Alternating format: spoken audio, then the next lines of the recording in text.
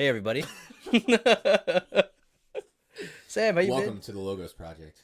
Welcome to the Library of Dom, the restricted section, been? where we'll be discussing Harry Potter. Harry Potter. Very This is controversial topic for many Christians.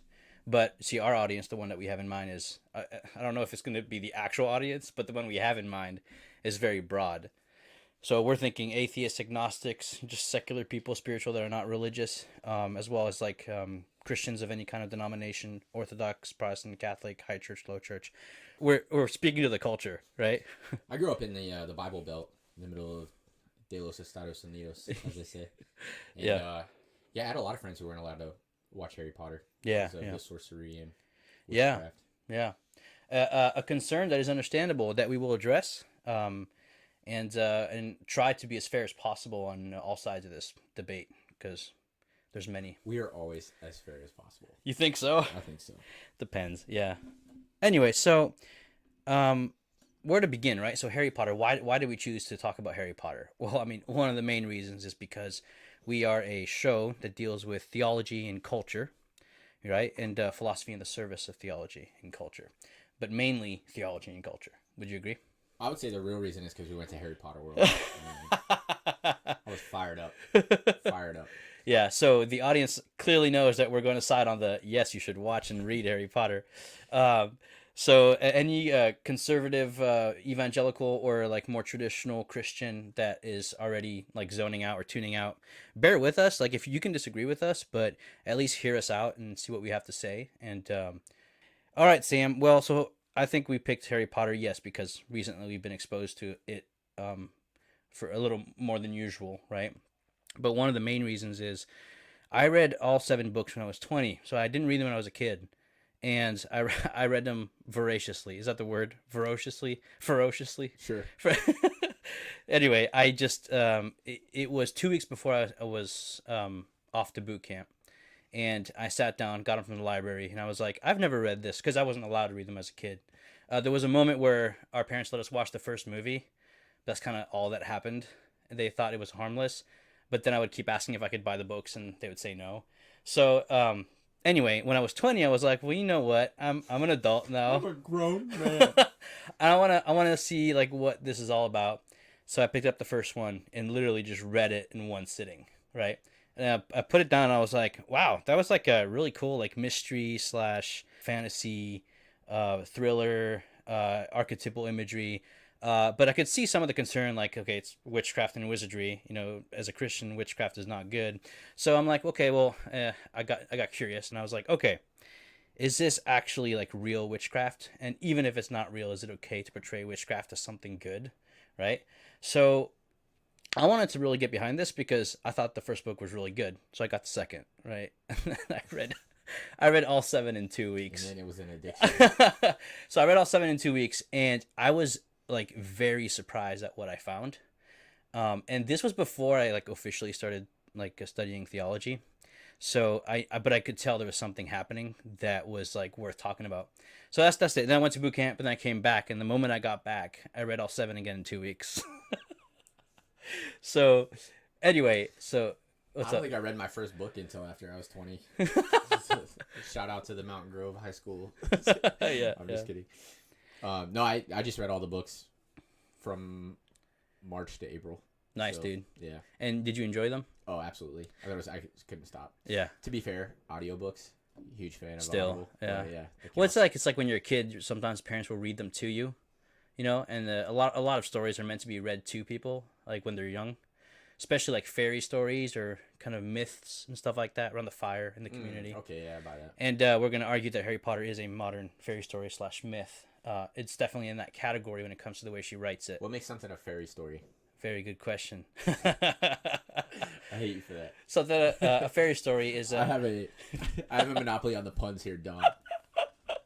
well, it has honestly the main thing that I can think of is archetypes. It really deals with archetypes, and it speaks to like human consciousness, like the kind of collective subconscious of our culture. So fairy stories, and they usually involve things like magic and yeah, just kind of extraordinary events and great deeds that speak to the human psyche, the human soul. Are you good there? I think so. Oh, that's way better. Oh, Yeah. maybe I should. Yours make sure. sounds fine. Okay. All right, we're good. I did that for you guys. So before we do anything and talk about Harry Potter, I want to address the concerns of some Christians about Harry Potter and witchcraft and stuff like that, because I want to be fair, right? I think it's a totally fair concern. In fact, it was one that I had when I read them, which got me into researching like why it was okay, if it was at all okay, to read literature. When did you start researching that? Is that Honestly, like I started a little bit before I picked up the first book because I didn't want to get possessed. I was pretty indoctrinated, right? And so before I went to the library and got the first book, I looked up a few things, enough to feel safe that I could go ahead and read these. Because like part of the reason why I read them is because even at that time I was interested in like just like knowing about what made people tick in culture, and like seeing how that relates to Christianity. I was a nerd even back then, right? And so I didn't have any intent to like use any of the spells if they were real or something like that. It wasn't like a pure curiosity thing. It was the kind of curiosity which is like, okay, why does culture love this? I want to figure it out. Is it any good? And so I started reading them, right, without any fears after doing some research. So I think we're going to talk about this because Christians often bring up that it's witchcraft. They bring up what some exorcists have said and stuff like that. We're going to dive really, really deep and like be as objective as possible. Make sense? So I suggest, Sam, that we begin. So our main audience is Catholic, right? So I mean, I think so. I'm pretty sure because that's fair. Yeah. Well, let's begin with what. Well, I would argue that for the purposes of this, it's pretty united, right? There's God and then there's not God, and so it's like the argument would be more or less Christian and not specifically Catholic, I think, right? No, absolutely. I guess the reason why I brought that up is because the video I want to show you is a father. Is a Catholic priest who's commenting on it, right? Oh, okay, yeah. So, but yes, you're right. It's honestly, it's just this is addressed to Christians, to their concerns, right? So fair enough. Well, even when as a former Protestant, even when I see exorcism movies, it's always a Catholic priest. So I don't. Yeah, but yeah. So before we start the video, the syllogism kind of goes: God is explicit in Revelation that witchcraft is an abomination. Hogwarts is a school of witchcraft and wizardry. Therefore, seems pretty clear cut to me there. Harry Potter is an abomination. Yes. You should stay away from it. All right. Well, agreed. Credits. I'm just kidding. So let's go ahead and hear what this priest has to say. His name is Father Ripperger. And I haven't seen this video, so. Gotcha. Yeah, this has been sent to me several times. So let's go ahead and hear what he has to say, and we'll respond. Father, I have a question. I talked to you earlier about the Harry Potter series become that's right. popular on all continents. Would you like to speak about it just for a bit? Yeah, okay. Because sometimes people actually will ask me about Harry Potter. Actually, every time I give a conference, they ask me about Harry Potter. J.K. Rowling went to witch school before she wrote the books. The spells in the books are actual spells. How do we know that? Well, because witches tell us they're real. And there was a woman in Spain who decided to try the spell for fire in one of the books, and it burned her house to the ground. Now, J.K. Rowling has denied she's a witch. Okay, you walk like one, you quack like one, you write books like one, so okay.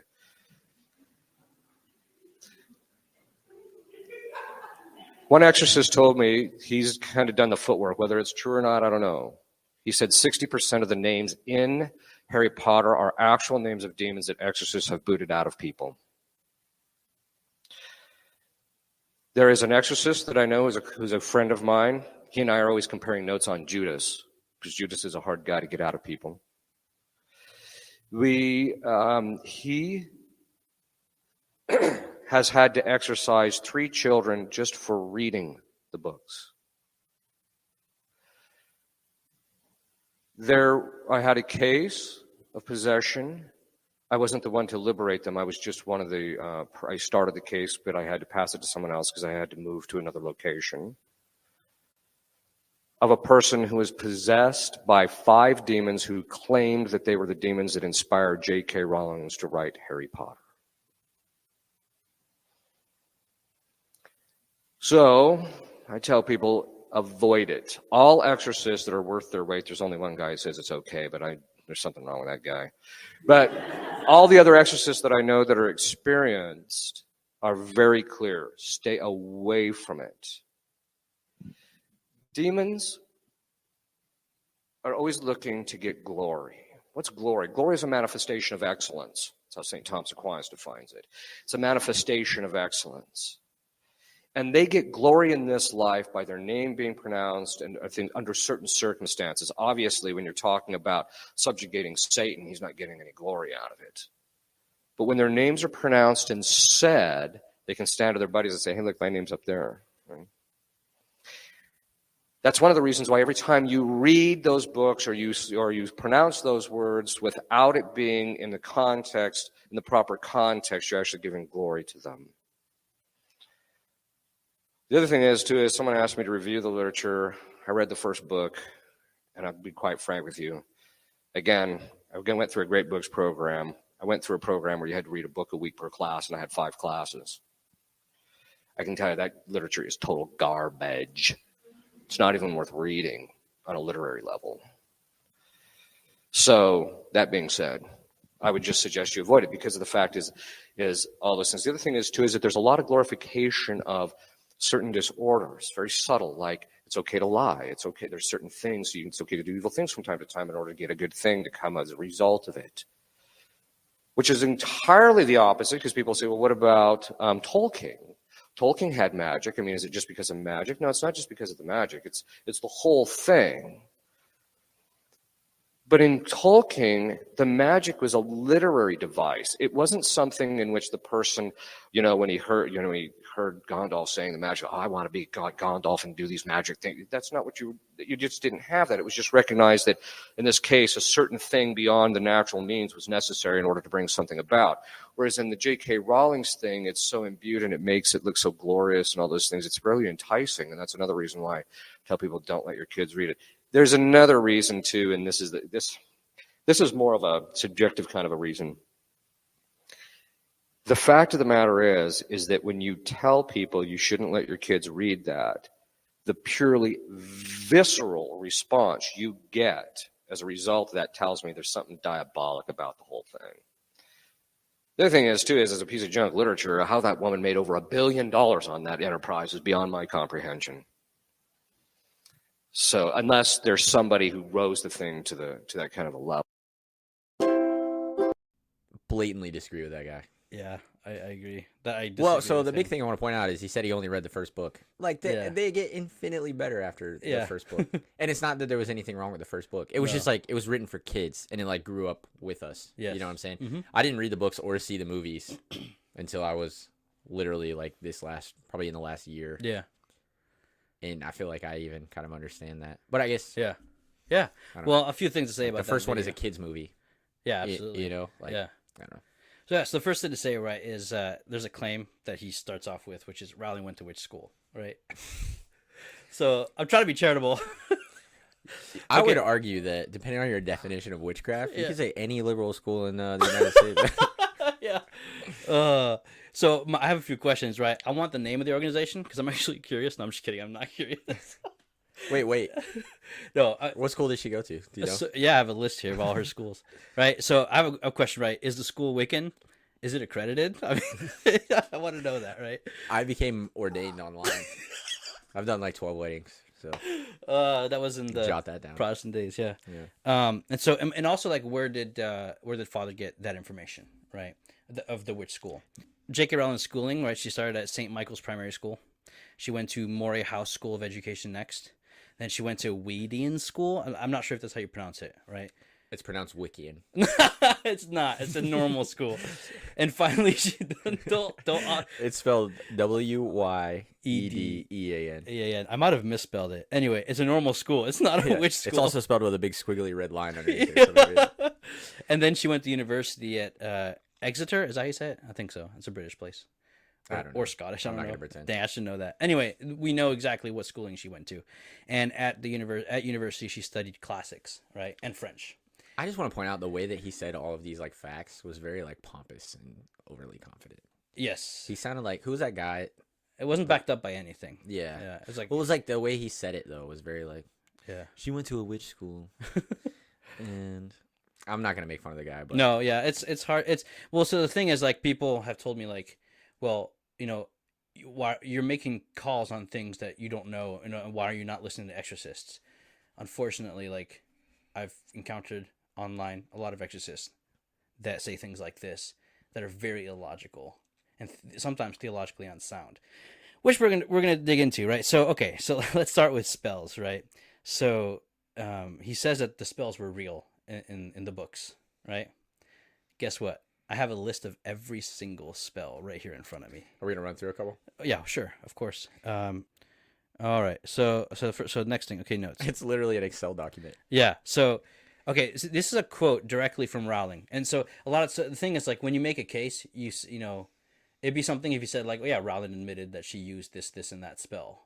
He literally said that. No, he said that Rowling doesn't. She says she didn't. But if you quack like a duck and you write like a witch. Oh, I thought he said she specifically said she used real spells. No, he Oh, said okay. there are real spells. Okay, yeah. And so, but Rowling said, quote, I don't believe in witchcraft, though I've lost count of the number of times I've been told I'm a practicing witch.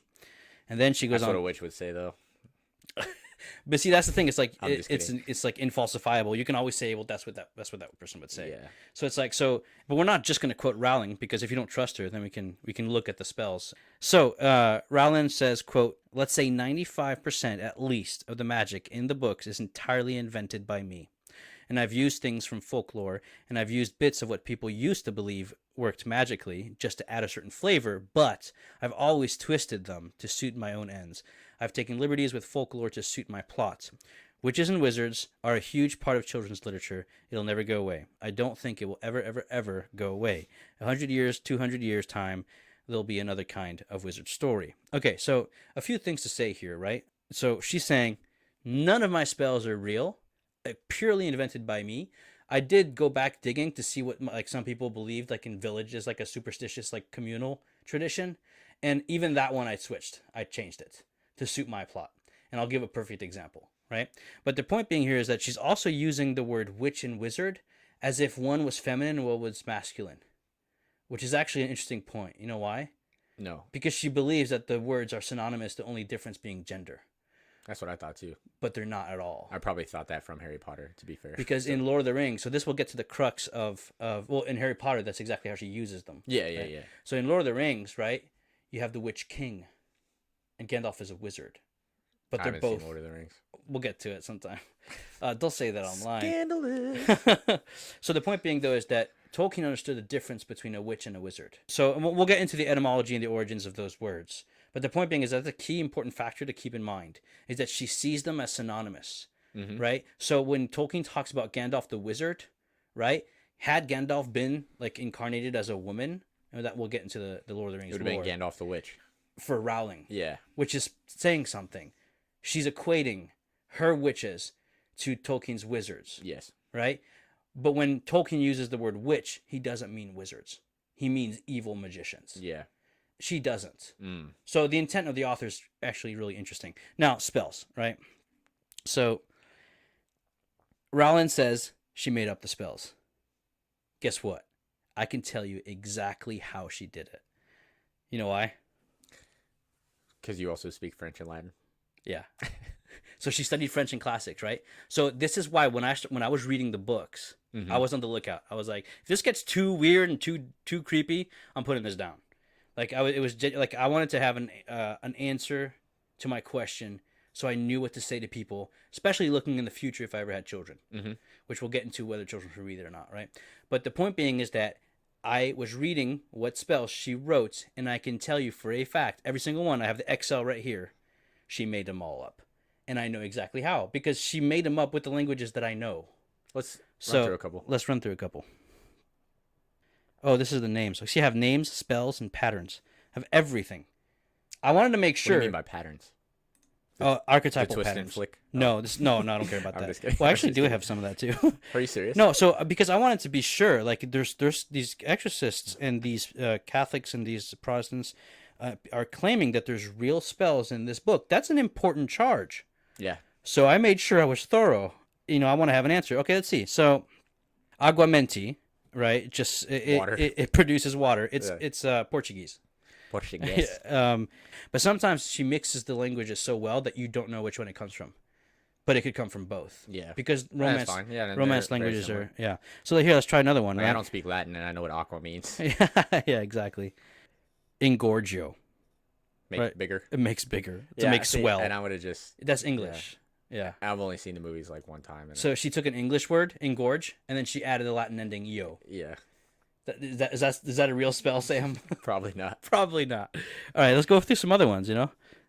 Expelliarmus, right?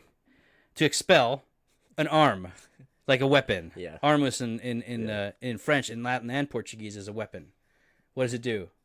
It Disarm disarms you. somebody. Yeah. That's not a word in any language ever because she made it up, right? Okay, let's go through a couple more. All right, fumos. Lumos. Fumos. I don't know what that means. It's French. In French, fumer means smoke. Oh. She just changed the ending to us. You see what I'm saying? Like she made this up, Yeah. right? So, all right. Impedimenta. It's from Latin. It literally just means it's a hindrance. It stops you in your tracks. An impediment. An impediment. Yeah. What about Belcalis Almanzar? What? What's that? Never heard What's of a that. spell? Are you serious? No, it's Cardi B's real name. All right, let's try to find a couple more and then we'll move on, okay? She's really clever because she basically what she's doing is it's a trick with words. It's puns. Her spells are a bunch of puns. And then we can get into the theology of spells because we see spells in so much literature and literature that is often theological. And that's going to be a really good conversation. So, okay. Carpe retractum. Carpe. Seize. Have you ever, yeah, seize the day, right? Carpe Yeah, diem. yeah. Retractum. Seize the carp. To retract.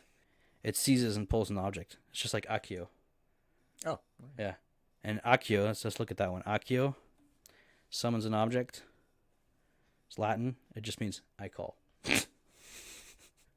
And the endings aren't correct. So some of them are. That's good. You want to mix it up a little Yeah, bit. some of them are, but some of them are not. And so Draconiforce. Right? So Dracon, Dragon. and force, she's getting from like form. It's like a shape of a dragon. Yeah, so what do you think that does? Is that the big fire thing at the end No. of the last movie? No. Draconiforce, it transforms the target into a dragon. It's like the grammar is incorrect on purpose. You look annoyed. I You're like- I am. It's like You're not annoyed with her. no, I love what she's doing. It's brilliant, But it's like so yeah, and if Fumos make smoke, right? Fumos duo. Two smokes. It's like make more smoke. All right, that's enough with the spells. Oh wait, let's go look at the names because he talked about the names, right? So 60% are demon names. Have you ever met a demon called Fred? What about okay? We need to be charitable. Dang, I don't want to be uncharitable. He's a okay. good priest. Like he's a good theologian. What's his name? He's a neo-scholastic theologian. He has some really good sermons. His name is Father Ripperger. But look, when I see something, I'm gonna call it out on what it is. And if I offend people, like I don't know what to tell you because I think the truth is more important than like offending some people. Thanks, Ben Shapiro. You're welcome. Would you say that facts don't care about your feelings? I would say I don't. That's like actually a really interesting philosophical question. But anyway, all right. So, Next time. all right. This Sirius Black, right? We know that guy. Sirius. It's a constellation. Mhm. Black as opposed to yellow, or white, or brown, or anything. I don't know. Black seems pretty. Right. Okay. Vincent Crab. I don't think that's a demon's name. No. Amos Diggory. Cedric. Right. Diggory. That's fine because she does. Well, she he's has a puns. flawless human being. She also loves what's that called?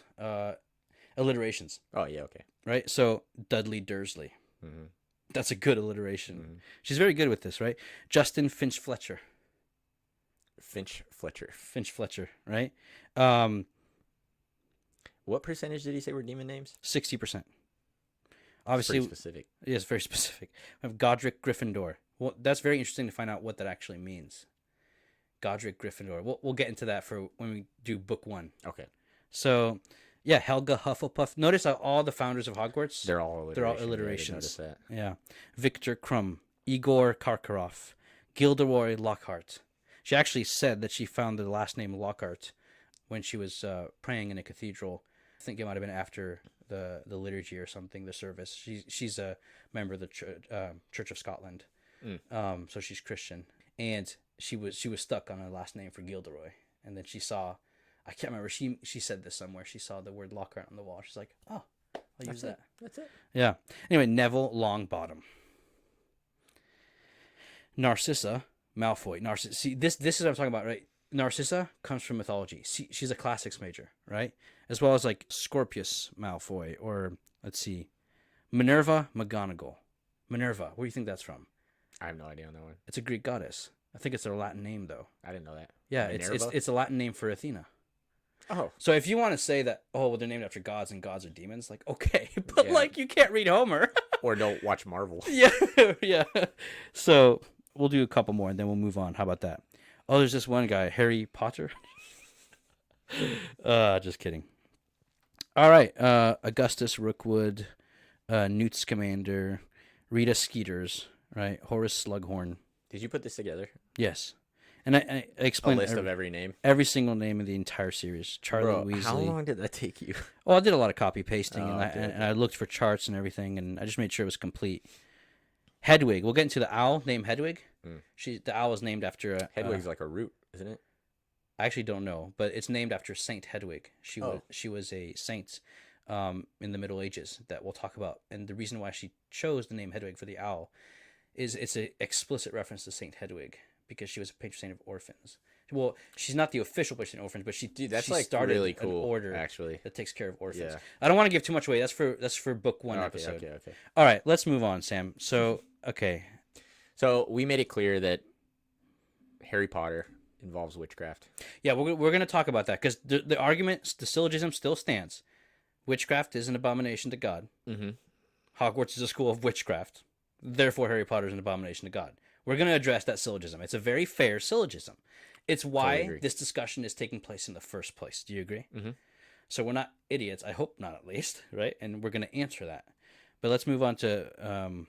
Remember how Rowling said she did take from folklore, Mhm. but she twisted it to her own plot purposes? Mm-hmm. Let's give an example. The Killing Curse, right? It's Oh my god. she changed it so it comes from a word that originated the word abracadabra. Yeah. Abracadabra. Naturally. Abracadabra, abracadabra. Abracadabra. I don't know where the emphasis is. Alakazam. Yeah, so the killing spell literally she twisted it to mean escape from death, which is a huge plot point in the entire Harry Potter series. That's pretty clever. Harry escapes from death. Explain that, Voldemort tries to escape from death. So I know the Through- word cadaver. Yeah, so and then It's like evada a body. in French is like evader is to escape. So to escape from being a body. Exactly. Yeah. Escape from death. But she took it from abracadabra. And it gets really cool if you know anything about the Harry Potter series, right? Abracadabra, so I did a little research on this. The first known occurrence is in the 2nd century, and it's in the works of Cerinus Sammonicus. Cerinus sounds interesting, right? Cerinus. Does that remind you of any character? Severus. Yeah, and it gets really cool because the next person mentioned in my research is Severus Alexander. He was a emperor. So I'll keep reading, right? Was So, he also a demon? no, he was a Roman emperor. So abracadabra's first known Pretty sure occurrence. if you read the Bible, those aren't good guys. Anyway, it's in the medical work of Cerinus Sammonicus. Several folk etymologies are associated with the word, and they think the root seems to be a phrase in Hebrew that means "I will create as I speak" or "I create like the word." So you can, and it's interesting that it comes from the Hebrew or Aramaic language because there's the whole theology of the name of God, which is the creative power, right? So, and this will come up in like Tolkien, Lewis, as well as like folk tales and everything, spell casting. I'm going to quote Chesterton soon, but the point being here is that the folk etymologies all point to Wait, so you're talking specifically on abracadabra. abracadabra. Okay. Yes. And there's an association with the Latin and Greek abraxas. And then some people point to the similarity of the first 4 letters of the Greek alphabet, alpha, beta, gamma, delta, which is like Abracad. yeah, kind of There you right. Well, then if you put out the letters in Greek, it's abata, like it's abraxas or abracadabra, right? It's all very similar. Anyway, and it was meant to make lethal diseases go away. So it's a medicinal spell, for lack of a better word. So it is superstition, folklore, and other Roman emperors, including Geta and Severus Alexander, right, were followers of the medical teachings of Cerinus. and they may have used it as well. The point being is that it's interesting that it's almost like we kind of uncovered part of Rowling's mindset when creating the stories, because she associated Severus Snape with the Killing Curse, and there's a huge plot twist that we won't bring up, but that involves Severus Snape's, and his position in the plot is very closely associated to the Killing Curse. So I think that's where she got it. We can't prove that, but that's interesting. Well, you said that she specifically said she took things from Superstition, but like tweaked them to fit her own. Yeah. Kind of, So instead of her own storyline, abracadabra, her own means. Yeah. she had Avada Kedavra because I want to An escape death. from. But it's also a clever play on words. Yeah, and then she found this guy who it was in the book of called Serenus, and then she found out that Severus, Emperor Severus, was follower of Serenus, and she thought, well, a character called Severus Snape, in the plot, he has to do something with the curse. You remember he talked about that woman who burnt down her house? So this case is from 2003, right? And she was 21 years old, this woman. And she was trying to imitate Harry Potter. So she made up a potion with items that are very flammable. In other words, water, oil, alcohol, and toothpaste. And she cooked it over an open flame, and the house burnt down. But I did my research to make a claim online about something that's pretty important. You're talking about literature that is very popular. You want, and you're talking to a lot of people, and if you have influence, it's important you get some of these things wrong. That's a very bad. Well, to be charitable, it sounds like he wasn't there giving a speech about Harry Potter. Yes. Like somebody asked him, Yes. "Hey, what do you think about this?" And be like, "Well, I heard." That's fair. And that's like not totally unfair. And it wasn't filmed; it was like recorded. Yeah, so it's like maybe we're taking some of his things out of context, but I agree. Not out of context, but not being charitable to the position that he was put in, where somebody just asked him a question at the end of him giving a speech. Fair enough. So like, okay, so then maybe he didn't have the the faculties to do the research or like the time. Yeah. Or I agree with you. Yeah. So I think it's important to separate like what this priest, right, and how his words are being used, because that video is being circulated. Yeah, and that's bad to go. Yeah. Which So is the opposite the of way to priest go. is like what you said. I totally agree with, and like we don't want to, because he's a very good priest. He has a lot of sermons online that you can find that are very helpful and very good, right? So you don't not because this one little 4-minute video that's not a video, it's a recording. So I agree with you. That being said, he was also very confident in what he was saying. yeah. So We're trying to find the right balance. Yeah, Anyway, so he then says that 5 demons claim to be the ones that inspired Rowling to write Harry Potter. So here's the deal, Sam. Any and all exorcists will tell you that demons lie, confuse, say what you want to hear, create division, can never be trusted. Is the argument I heard demons say, therefore it's true? Is that the argument? That's kind of what I'm hearing. There was a you remember from the first Pirates of the Caribbean movie? I said you can always trust a dishonest man to be dishonest. It's the honest people you have to look out for. Yeah. Bingo. I don't know if that helps you at all. That's exactly my point. Yeah. So, But you have heard of it. well, because like, let's say a demon says something. So this is another thing I have about exorcists in general. Yeah. So I'm studying theology, right, and philosophy. So I took a course in logic. I'm not. Let me get that for you. Yeah, so I'm not trying to say like, oh, look at me. I'm saying this is available to anyone, right? Which is, an exorcist will say, for example, I don't know, like these are demon names, and then you look at them and it says Fred, George, Matthew, Seamus. You can know for yourself. There's a way to know that exorcist is wrong, right? Now people are gonna go all on my case. Like, are you saying you know better than exorcist? I'm saying you can. And the fact is, Jimmy Akin talks about this at length. So you can tune into Jimmy Akin's work, and he talks about this at length. I'll see if I can. He talks specifically about Harry Potter because he's a huge nerd anyway. Yeah. Right? So Forgive he does, I mean but that when in I'm a charitable way. no, he's an awesome nerd. Yeah, good. But he talks about the fact that unfortunately a lot of prominent exorcists see a demon under every rock. So I don't know. So I'll give you an example, right? So it's like one time, like I was reading the manual of an exorcist, and I had just taken a class in anthropology, right, according to St. Thomas, and like another class when it comes to, I was gonna write a paper on angels, but decided to write on the soul instead. And the point being though is when I was reading this exorcist manual, like he made a claim about certain things that demons said that explicitly contradicted the constant tradition of the church when it comes to the human person. And so it's like, I don't need to say I know better than the exorcist. I don't. It's not like a blind faith that I put next to because he's a subject matter expert. He's an exorcist. It's like, look, the tradition of the church is clear. What he said is not in conformity with the tradition of the church. And it's a demon talking, right? And Like, it's a demon talking. that seems like, It's like, come on. yeah. Anyway, so, all right. So finally, he says at one point, right, that this one exorcist denies his position, but there's something wrong with that guy. Have you heard of the no true Scotsman fallacy? Yeah, So- I have actually. Yeah. It's like everybody believes that, but Except not him. this guy. Well, he's not Oh, really, but he's yeah. not really. I mean, we do that in Christianity all the time. Though. Well, he's not a real Christian. Yeah. I mean, look at all the Christians today; they're advocating for abortion. I'll Yeah. get off my high horse there, but like, Yeah. Facebook. Well, yeah, is but see, in that case, burning down. the thing is, like in those situations, you can't make an argument by saying, "Well, he's not Christian." You have to make an argument that shows why to hold to abortion is against Christianity. He's not Christian. That's Yeah. not the same thing, Mhm. right? And so that's not a logical argument. But again, off the cuff, I get that. But the video is being circulated. So finally, he says the literature is total garbage, right? Not even worth reading on a literary level. Let's just say that you can tell that Rowling, people say it differently. I think Rowling is a proper way. She's a classics major. And she weaves in the stories, as we will see in this series, Greek mythology, Egyptian mythology, right? Ancient Near Eastern mythology, massive amounts from the Old Testament. And the most predominant mythology that seeps to every page of the entire books is Christianity. And we'll look at that. The point being is that, like, it's very cleverly written. That's like It's humorous. objectively true. Yeah, that's why it's so popular. Right? It's humorous, it's witty, it's very smartly written, but it's also archetypally filled. I mean, Jordan Peterson has a whole video on the second book, and he talks about it at length, and it's pretty brilliant. And we'll talk about that when we get there.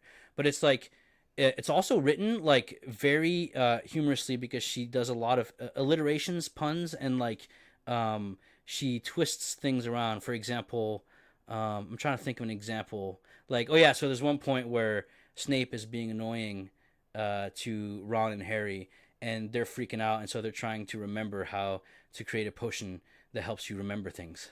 And so she does things like that, right? It's like she'll make things funny by creating contradictions that are hilarious, right? So, and that's a craft that's you find this a lot in children's literature, right? A lot of, like, especially little children's books. There's a lot of topsy-turvy things, like in Dr. Seuss, right? She's very good with that kind of stuff. We'll give examples. I'm talking very generally. That's fair. Yeah. Yeah. Well, and you want to save some examples for when we do Exactly. book by book. So Exactly. One last thing, Sam. He mentions that disobeying and lying is glorified. 3 points. Well, what do you have to say? go ahead. Yeah. Well, Well, I don't want to be the only one I don't talking. think it's fair to say that breaking rules is necessarily a bad thing, or is necessarily is necessarily a bad thing, right? Yeah. Never are they doing anything, because specifically he said that stuck out to me is like they're doing terrible things that are the end, or that lead to a good end, right? The ends justify the means is basically the point I'm trying to make. Yeah. And I'm like, just right off the top of my head, I wasn't reading through or watching any of the movies with that, lens in mind. But like, there's a clear violation of rules in several points, which is like, it's kind of fun. Like, it adds a lot to the characters. It adds a lot of depth to the story. Yeah. But never is it like Evil thing. yeah, it's never a moral thing. Yeah, it's not like they kill in Yeah. order. I violate to... the speed limit on a daily basis. I'm not immoral. Yeah. No, I'm just kidding. It could be argued. Yeah. No, fair enough. But I almost feel like that's a theme of Christianity, kind of in general. Were you gonna say that? Yeah. No. You're gonna be more eloquent than me. I No, I'm guarantee just it. gonna. It's one of the points, but yeah. But yeah, it's almost like you have this. How do I say it? You have this hierarchy that might be built for like a good reason, but it's like the way things are being executed sometimes is not necessarily correct. Yeah. And so the point is to how can I meet the intent of what is being built here Yes. without necessarily Yeah. maybe, I don't want to say, I'm trying not to work myself into a Sam. weird theological corner here, but No, you're good. It's the movement from the circumcision of the flesh to the circumcision of the heart, from Torah and law to. see, I knew you were going to be more eloquent. No, you're good.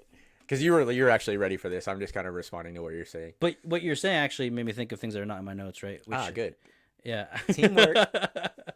But yeah, it's like breaking the rules for higher goals, like love, loyalty, and friendship and bravery, and doing good by the school, which is about to be destroyed by a Yeah, living exactly. massive snake, right? And it's like, so the one that immediately comes to my mind is when right? I'm again not ready for this, but people were like picking basically the wheat so that they could eat, and it was Sunday, and it's Exactly. like, oh, you can't do that. What it's like, really, Yeah. really, bro? Yeah. Or like if your donkey breaks its leg or falls in a hole, like, are you gonna help it out? Yeah. Or no, you're gonna wait till tomorrow? Yeah. Like, what is the intent of the law? You So know? this is what we're doing here is we're flipping this around. We're saying the breaking of the rules in Harry Potter, they're a Christian theme. That's exactly the point I'm come trying to make. I from- wish I could do it better, but yeah. No, you're fine. Yeah. They come from Roland's Christianity. And so this is why when I started reading the books, because I had heard all this stuff.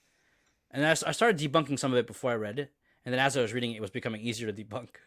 But I started to realize, like, there's a lot going on here, and it's coming from our Christianity. This whole breaking the rules criticism is deeply Christian. I mean, so, like you pointed out with Christ and the apostles. Yeah, no, right? so I totally agree. Well, so just to push back with the point that I tried to make that we both clearly agree with, is that specifically Christian, or is that because I mean, it could be like a circle here, I guess is Yeah. what I'm saying, but like ultimately you see that theme in a lot of heroes where they like break the rules, right? Yeah. Or they're kind of like, I don't want to say bad boy by any means, but Yeah. it's like very much a go against the grain or like a class clown type of feel. Yeah, yeah. Well, I think maybe it has to do with the fact that there's a greater law at work than the one that everyone abides by, right? There's something more fundamental that heroes tap into. So, in other words, That's really well put. well, yeah, well, But it's keep going. well, it's like so. All religions, right, in relationship to Christianity, are kind of like in potency, and Christianity is actuality. So when people are converted, the good in their religion, right, finds its full actualization in Christianity. But the bad in their religion, right, is we get rid of it like the shaft, and the we keep the wheat, right? So because Christianity is universal, it's Catholic, right, in its fullness, then any religion that converts and finds its fulfillment in Christ, right, it stands in a relationship of potency to Christianity. And so you find a lot of these themes in other mythological traditions as well. But you're saying Christianity is kind of the It's the genesis fullness. of that. It's both the origin, right, and the goal. It's like so the fathers of the church talked about the semina verbi, which is the seeds of the word in other philosophies and other traditions, Okay, right? yeah. So the seeds of what? The capital W word. Well, yeah, and you see that everywhere, and that's like Everywhere. kind of, and people point at that. They're like, "Oh, it all kind of leads to the same place." I'm like, "Well, if you read, they really don't. There's like some Yeah. fundamental misunderstanding." Yeah. But yeah, the themes are all the same. Like we all generally agree that killing people is bad, and that Yeah. people deserve human dignity. Well, I thought we all agreed on that until Facebook. Yeah. 2 weeks ago, but Yeah. whatever. Anyway, go ahead. Well, No, so so- you said you had 3 points. That's one of them. Yeah. So conventions are broken for the sake of central values, right? That attitude is like epitomizing Christianity. yeah, It's I a totally agree. Christian concept. The breaking of the rules in Harry Potter is a Christian concept. Yeah, you could say like the fulfillment of the law is not necessarily a strict adherence Yeah. to the law. And you see this throughout the lives of the saints all the time, where it's like they understand the hierarchy, which is like and I mean you see this in like a proper exegesis of Scripture, especially in Saint Thomas, right? Where it's like you have these different levels. The law is meant to open you up to grace, and then grace is what makes you obey a higher law. Anyway, and so also like the breaking of the rules, despite this Christian principle, are never portrayed as good. They're not portrayed as bad either. Some of them are portrayed as bad. Keep talking. I So don't know. when Harry breaks certain rules, guess what? This is my third point. They get in trouble, He always gets it- attention. Yeah. but it doesn't help them out. It could have been better if they had, not all the time, right? But there's several times when them breaking the rules actually goes against their intentions, and it goes against and it teaches them a lesson, but it also gives them a kind of realistic. It makes the character more real. Mm-hmm. You see what I'm saying? He's not like this perfectly virtuous, and Yeah. everything they do is flawless. And Kinda. in fact, he struggles a lot with anger in the 5th book. Yeah. Right? So you have a real human being. So that's why the archetypal hero needs to be both an archetypal hero and relatable, right? And so the fact that they do things right and do things wrong, the things that they do wrong are not glorified because there's always consequences, right? But then there's the first point we made, which is sometimes breaking the rules isn't the wrong thing to do. It's the Christian thing to do. So there's a distinction there. But the point being is that if you take that holistic understanding of sometimes it's good, sometimes it's bad, and they get punished, sometimes it's bad, and because they're characters that are real. Yeah. And then you approach the literature, and it's like, at the end of the day, what do you get at the end of the story? These were flawed people who did really wonderful Christian things, and the whole point is about Christian values such as love conquers death. Yeah. Anyway, that's the rules thing. So we covered the spells, we covered Yeah. the names, we covered the breaking of the rules, we covered the video. Well, I don't know if this adds to it at all. This might put us on another tangent. But ultimately, so I had a mentor of mine. This was probably 10 years ago now. But he said, Sam, you could break the rules, but first you have to prove that you know the rules. And I always thought that was Yeah. really interesting. Right? Yeah. Because there are people who, I don't want to say have like superseded the rules on some aspect, but you know, there are things that you can do that might be, so I'm a pilot, right? So there are things that you can do that might not be in accordance with whatever regulation or whatever that actually might be more safe than going by the book, right? But if you're breaking rules without people knowing that you understand the rules, then you're just like, You're being an idiot. Yeah, Yeah. you're Maverick from the first movie as opposed to Maverick from the second. Yes. Top Gun. But yeah. Yes. But I think that's kind of interesting. That's almost kind of like an ode to conservatism, though, a little bit, right? Is that where Yeah. you've heard like the adage where it's like, you know, a conservative person sees a fence in the middle of Yeah. the road, and they're like, "Well, I better figure out why this is here before I remove it." Yeah. Yeah, so it's funny because obviously you have extremes. You have the extreme conservative is like, well, I'm not going to remove it. I'm not going to remove that. Right, but then you have the extreme progressive who doesn't think about it and just removes it, right? Yeah. But the whole holistic person, right, is both conservative but also like progressive, not in the derogatory way, but in the sense where he realizes sometimes that to be faithful to the past, you have to change the present a little bit Exactly. Yep. because things change all the time. Right? It's just Newman's concept of the organism. He thinks that ideas are like organisms; they have to adapt in order to survive. Isn't that interesting? I like that. Yeah. All right, so we've finished with all that. Now the philosophical case. What was the syllogism? Harry Potter is witchcraft. Yes, Witchcraft is bad. yes, Thus, yes, Harry Potter's bad. yes. Seems reasonable. So my answer, and I always like flippant answers because I think it's very good for evangelization. So it's like someone says to me, like, I don't know, like, the The Bible problem. contradicts itself. No, like the problem with society today is like, you know, like homosexual marriage, and I say, well, the problem is actually heterosexuality, and they're like, what? Oh, I didn't see that coming. So I like to throw something into people's faces, so they're like, wait, what? Because it's the opposite. So I'm gonna do the same thing. So that would be an interesting video. But this one right here, the problem with Harry Potter is that there isn't any witchcraft, and there should be. Okay. So the first half, I buy that. Yeah. Because I get what you're saying. You need to Yeah. explain it a lot more. Yeah. And we've talked about this before, so I think that's maybe why I'm understanding it. I think Oh, I'd be okay. pushing back on you. Well, yeah, but if someone heard that, like, yeah, Harry so Potter's let's break bad. that into two things, right? So witchcraft. Why is Harry Potter not witchcraft? Mm-hmm. And I think I'm gonna push back on this. Okay. Fair enough. Well, I had a couple of arguments, but honestly, that solves all of my other arguments.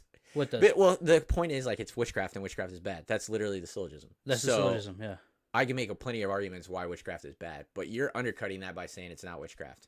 So you need to. And I'm explain. even saying that. So in the world that she Well, built. We can do that second, I think, with the Okay. whole. Okay. But tell me why this is not witchcraft. Well, it's not witchcraft because witchcraft is it's basically it's a form of it's a practice that calls upon spiritual powers to be advantageous for someone's This goals. is witchcraft. Yes, witchcraft. Okay. So witchcraft is a specific practice whereupon you call upon spiritual powers to help you out and to change things in the world around you. Make sense? Yep. Okay. Now, in Lord of the Rings, there is witchcraft. But it's not Gandalf. It's not Gandalf. It's the Witch King of Angmar or some other villains in like Sauron and Morgoth and stuff like that. I was told that 60% of those are demon names. You can make a case because they are mythological names. Mm. The thing is, like, witchcraft, it presupposes a non-natural, or in other words, a supernatural realm, Like another source of power. a source of power that is not natural. And in Harry Potter, it's like Harry themselves. Potter. So, and this is the crux of it. Harry Potter does have a problem, and we're here to criticize it, and people should know, including children. So we're not black and white. You see what I'm saying? No, because I don't know. No. So what I'm saying though okay. is that we're being fair because when people say something's wrong with Harry Okay, Potter, okay. my answer is yes, Okay. there is, but it's not witchcraft; it's philosophy. Yeah. So the problem with Harry Okay. Potter is that there is no supernatural. Oh. Think about it. Oh. And so then we'll I get hate into that. we'll get into what magic is. So the problem with Harry Potter is that there is no supernatural to call upon. Dang, that's good. So I'll reiterate the Wait, phrase. wait. I know you. I know you have questions. Yeah. I will address them. I All promise. But the phrase is the problem with Harry Potter is that there isn't witchcraft, and there should be. And you're saying because there's no supernatural world. There's no supernatural power to call upon. There's a philosophical naturalism in the magic she created, right? So the magic is part of this universe. Yeah. And so then we get. So I So had a there's long. no need for the supernatural? That's right. So this is actually a criticism the Vatican raised against Harry Potter is that it Really? lacks transcendence. So Is there people at the Vatican who just like what? digest like pop culture and are like, Oh yeah, good, bad, good? yeah. Really? But so in the article where it said that it lacked transcendence, it also praised it for its Christian values. So it's a nuanced position, right? Well, I can make that case. no. Yeah. My point is that Okay. like, so first of all, I didn't know that was a thing that somebody. That sounds like a cool job. Yeah. Second of all, like It's a that's journal, exactly yeah. the case we're making, which is also interesting. So Yeah. typically, if the Vatican says something in This you're in isn't alignment with it. authoritative. Yeah, it's a yeah. Vatican journal. It's a Vatican newspaper. But it's a very are there commonly read actual one. Vatican sources that would say something different? Yeah, or- well, there's actually exorcists that have said that Harry Potter's fine. well, just the crazy ones. It was just the crazy ones. I'm just kidding. All right, I'm sorry, I got on a little tangent there. No. I'm learning about You're fine. being Catholic. Okay, so a story about witches can be problematic. Okay. Yes. Yes. Right. Okay. Yep. So in other words, there isn't any danger whatsoever. Right. There's the possibility for confusion. Like totally agree. Mhm. Remember what Chesterton said? I have it here. There isn't any danger. I think What I the way meant you to phrased say, that was yeah. weird. That confused So me. Harry Yeah. Potter can be dangerous Yes, okay. because of Yep, confusion, yep, right? yep. I just want to read a quote from Chesterton real quick. Chesterton said, "I strongly object to wrong arguments on the right side. I think I object to them more than the wrong arguments on the wrong side." You've said that quote before on this show, I think. This is exactly what this episode's about. Mm. It's like Harry Potter does have issues, right? But it's not because of witchcraft. It's because of a kind of philosophical naturalism. It's a lack of transcendence. Mm. It's because there isn't witchcraft.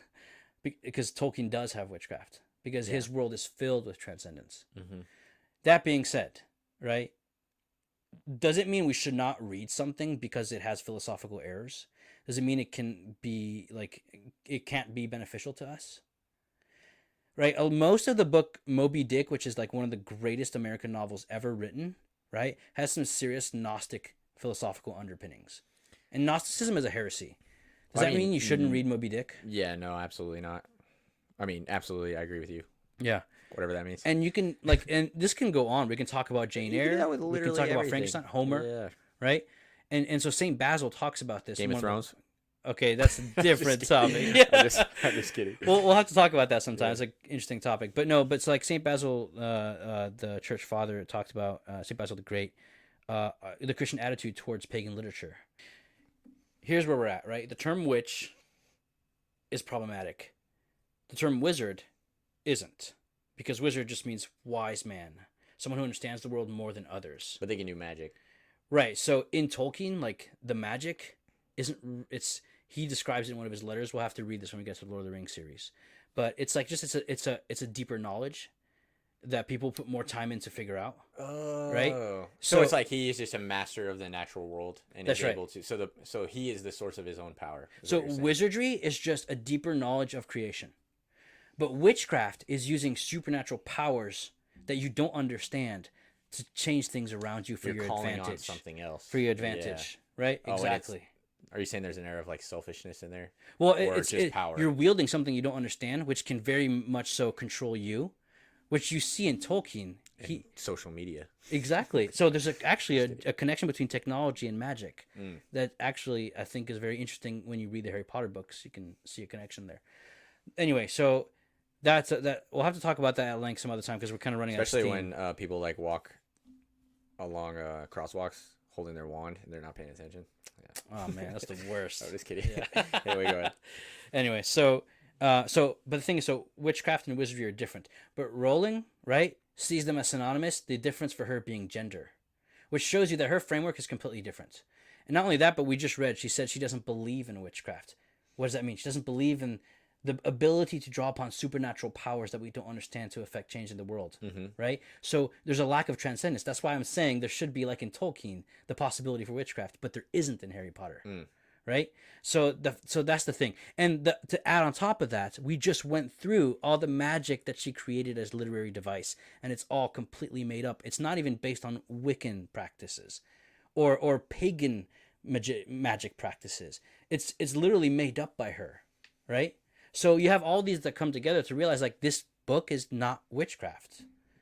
It's wizardry, It's not wizardry either. but it is wizardry. No, because so wizardry can also call upon supernatural sources, but they do so they understand them. You're saying they.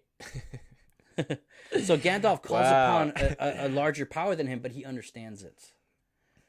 So, but we'll get into Lord of the Rings. The point being is that you're saying it's a completely, it's naturalistic in the sense that the power comes from the ability of the wizard or female wizard. in Harry Potter, Yeah, in Harry Potter, magic is just a different kind of physics.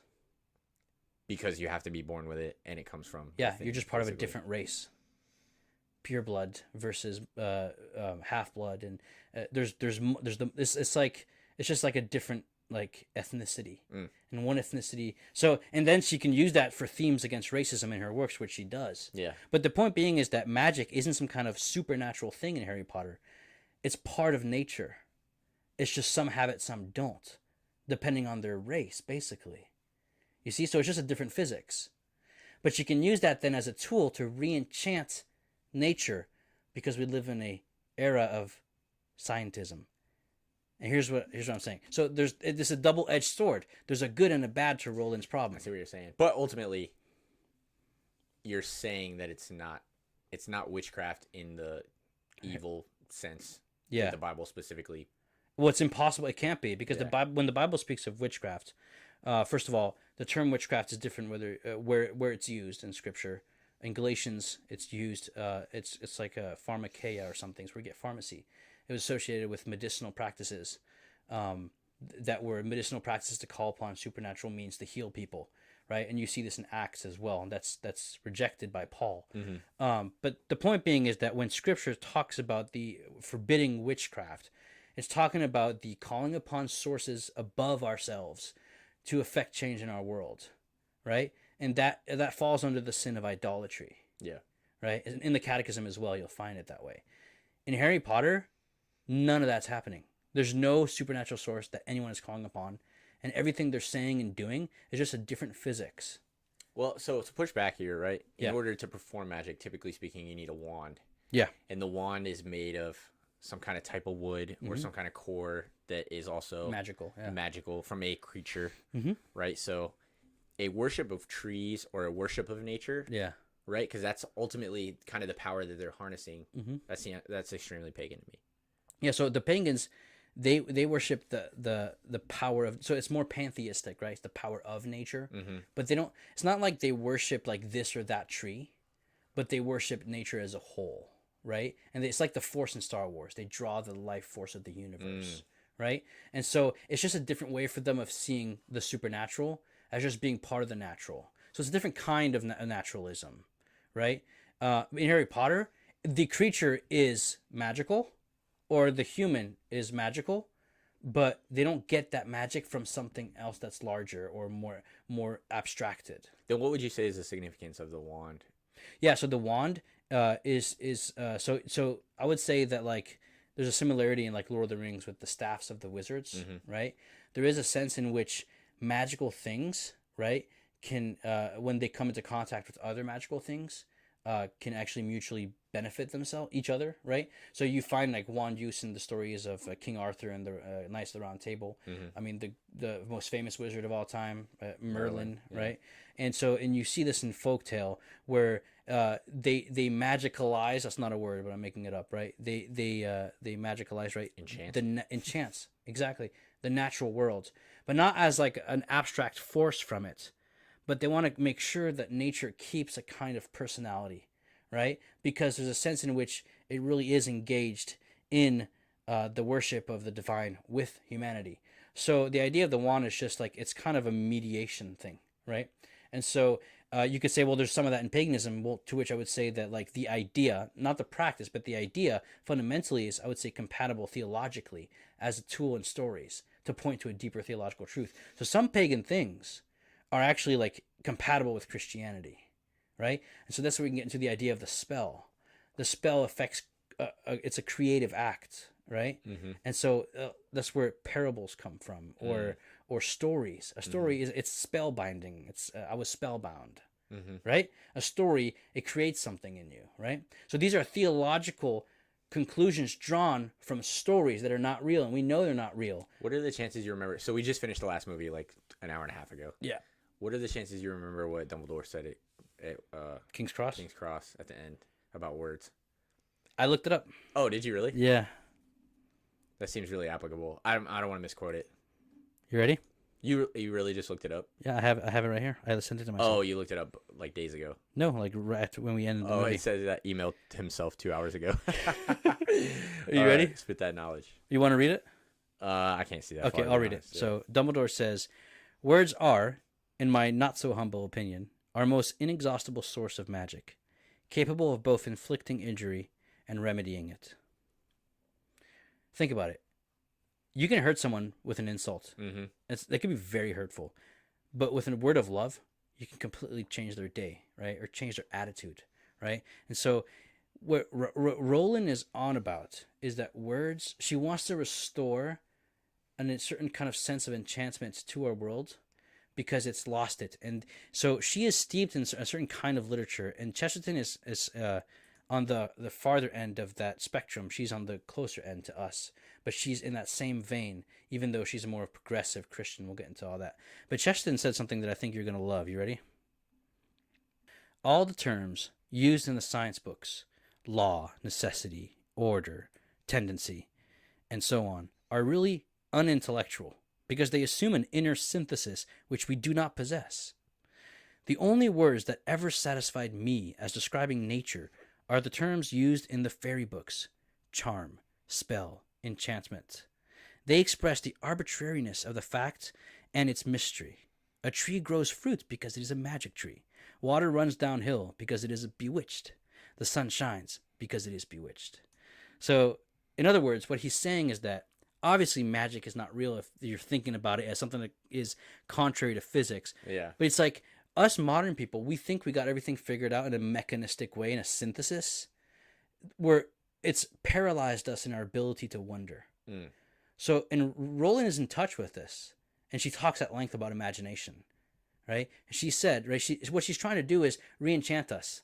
And how does she do it? By digging deep into ancient mythology, and especially Christian mythology. And so there's a sense in which, right, she's kind of duped secular people. She's told like one of the most Christian tales, and we'll see how, right? And it's very well disguised. In fact, it's got Christians mad, you know. So, but the thing is, like, at one point, someone asked her what her religious convictions were when she was writing the books, and the story goes that she said, "I'd rather not tell you because if I do, it'll spoil the end of the story." So, and now that we have the end of the story, we clearly understand like it's because she's Christian. Yeah. Now, she's not an Orthodox Christian. She's progressive, right? But anyway, there's the genetic fallacy, right? You judge something based on its source instead of on its own merit. Yep. Right? It's like someone paints a painting. It's beautiful or it's not beautiful. I don't care if you don't like the person who painted it or if that person's a murderer. You see what I'm saying? Yeah. It's funny you say that because we're seeing the exact opposite in today's culture, right? Especially, I mean, case in point with J.K. Rowling, where I was reading an article earlier and it literally, you know, there was an intro and then it had editor's note. It's like we wrote this article prior to seeing all of J.K. Rowling's transphobic tweets, and we no longer endorse like this work of art or whatever. Yeah, exactly. Yeah, it's like, yeah, okay, man. That's another conversation there. But anyway, so the point being, Sam, is that we covered so much. It's a long video, but it's a good one, and it's an introduction to the entire series. We're gonna make a video on every book, but we might have to do a couple for one of the books, or maybe 3. I don't know. But it's a series for the audience, and it's for any audience. I'm a huge Jordan Peterson fan, so you know, book 2, I think. I love talking about snakes. Yeah. So. Wonderful. Yeah. So I have more stuff in my notes. Maybe we'll cover those next episode, and then we'll combine that as like it'll be a little introduction, and then we'll jump into book 1. Perfect. Good plan. So I just want to end with a kind of summary, right? The problem with Harry Potter is that it lacks transcendence. It has a little bit of some kind of a philosophical naturalism, and And so there's no real spells. There's no demon names. Unfortunately, this is an opportunity to call out people who see a demon under every rock, because that's actually a discredit to the faith. It's a kind of counter apologetics. It doesn't mean you shouldn't be careful, right? It also doesn't mean that people who have maybe an overly exertive imagination can get really obsessed with things like Dungeons and Dragons or the Magic card game, right? And get into role games, or even Lord of the Rings role games. They get really intricate and deep, and you can get kind of lost in your own mind and confused, and this happens, right? And people open themselves up to demons. But there's a difference between saying something is intrinsically evil and versus some people just have a tendency to kind of go off the rails. So if you have children and they want to read Harry Potter, I would say get to know your children. And also because the books actually get really dark, because the main theme of the entire series is death. Dun, dun, dun, dun. And we'll get into that, because the entire story exists because J.K. Rowling's mom died, right? 6 months after she had the idea to write it. And she explains that because my mother died and because I loved her, Harry Potter exists. It shaped the entire series. So the series is dark because it's basically deals with grief, death, love, and hope and stuff like that, Christian values, right? So be careful if you have children. Keep watching, is what I would say. So it's not a wholehearted endorsement, but it's not witchcraft. It's not demonic. And in fact, if you're an adult, I would say you really should read these. There's something you can learn here, and it's very, very good storytelling, despite what some people have said. So real quick before we wrap this up, is that video the best refute you've seen of Harry Potter? That's a good question. Or do you feel like that's the most widely circulated? Clearly, there's a reason you picked that, not because it's a straw man. I picked it because it's widely circulated. There's another video, but it was so bad that I felt like it would be uncharitable to even show the video. Okay, so it would have been uncharitable to the person who made the video because they look so stupid. That's fair. So who was it? I'm not going to say. That being said, I have heard a very good argument that I actually agree with, but it's by someone who says this is what's the problem with Harry Potter, and he shows the difference between Lord of the Rings and Harry Potter. But he also had another video that explained, no, it's not witchcraft and it's not demonic. Okay, right? So he he's made basically on the same page as us. But yeah, but his criticism is different, and we'll have to maybe talk about it. But I agree with his criticism. But he's also all for adults reading Harry Potter, and there is benefit in it. Okay, yeah. So yeah, it's just literature. Literature is a mixed bag, and why do we approach it? It should be that way though. Yeah, it's it has. Otherwise, problems. only read the Bible. Yeah, which is or Tolkien. I guess is a school of thought, but yeah, but okay, maybe I know we're talking on, but I kind of want to end with this, Sam. I think the reason why we should talk about Harry Potter is because it's kind of like the shared book of the last generation, including this one, right? The amount of copies sold, and if I say Dumbledore or Harry Potter or Ron, people, even if they haven't read the books or even if they haven't watched the movies, they know what you're talking about, right? So if this is in the psyche of the culture, and we want to talk to the culture about interesting things that we find interesting, and we want to share them, then talking about Harry Potter is a must. It's like St. Paul, when he showed up at the Areopagus, he quoted the pagan poets because that's what was in their minds. That's what they knew. He didn't quote the Old Testament to the Greeks. That wouldn't have worked, right? And so we're here because everyone out there knows about Harry Potter, and we want to engage in conversations with people out there. So we're going to talk about Harry Potter. Does that make sense? So yeah. Sweet. Any last words? No.